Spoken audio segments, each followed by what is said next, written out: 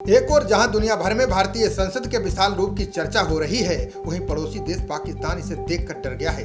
पाकिस्तान के डर का कारण संसद में लगी अखंड भारत की तस्वीर है। इस तस्वीर में पुराने भारत की झलक दिखाई गई है, वहीं पुराने शहरों के नाम इसमें दर्ज हैं। भारतीय संसद की नई इमारत में अखंड भारत का नक्शा लगा है। इसको देखकर भारत के पड़ोसी देश आग बबूला हो गए। नेपाल के पूर्व प्रधानमंत्री KP शर्मा ओली और बाबूराम भट्टाराई ने इसका विरोध किया है। अब पाकिस्तान के विदेश मंत्रालय ने अखंड भारत की तस्वीर पर जहरीला बयान दिया है।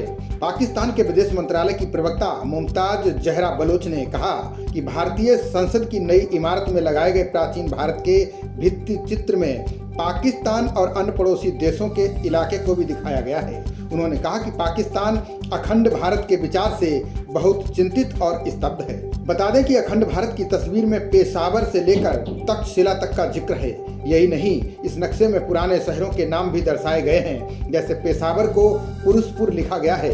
इसके अलावा मानसेहरा को उत्तरापथ दिखाया गया है। ये प्राचीन काल में अखंड भारत का हिस्सा थे। अखंड भारत के इस नक्शे पर नेपाल ने भी ऐतराज जताया है। अखंड भारत के इसी भित्ति चित्र में लुम्बिनी और कपिलवस्तु को भी दिखाया गया है। ये शहर वर्तमान समय में नेपाल का हिस्सा है। इस भित्ति चित्र के सामने आने के बाद नेपाल के वामपंथी नेता बुरी तरह से भड़क गए हैं। नेपाल के पूर्व PM बाबूराम भट्टाराई ने भारत को चेतावनी भी दे डाली। चीन के इशारे पर नाचने वाले KP ओली ने तो भारत की यात्रा पर आए प्रधानमंत्री पुष्पकमल दहल प्रचंड से बड़ी मांग कर डाली है।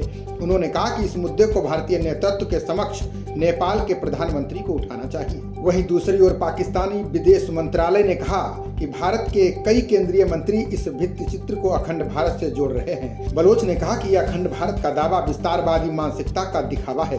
पाकिस्तानी विदेश मंत्रालय की प्रवक्ता ने बिना मांगे सलाह भी दे डाली। उन्होंने कहा कि भारतीय नेताओं को दूसरे देशों के खिलाफ बयानबाजी में शामिल नहीं होना चाहिए। बता दें कि अखंड भारत के मुद्दे पर राष्ट्रीय स्वयंसेवक संघ के सरसंघ चालक मोहन भागवत ने बड़ा बयान दिया है। उन्होंने कहा कि अखंड भारत का सपना 20 से 25 सालों में पूरा होगा। संघ प्रमुख का बयान ऐसे समय पर आया है जब पड़ोसी देशों में राजनीतिक से लेकर आर्थिक संकट तक की स्थिति बनी हुई है। पड़ोसी देश भारत की तरफ देख रहे थे। संघ प्रमुख की ओर से ये पहली बार नहीं है जो अखंड भारत की परिकल्पना को पेश किया गया हो। RSS प्रमुख ने कहा था कि भारत का इतिहास काफी पुराना है।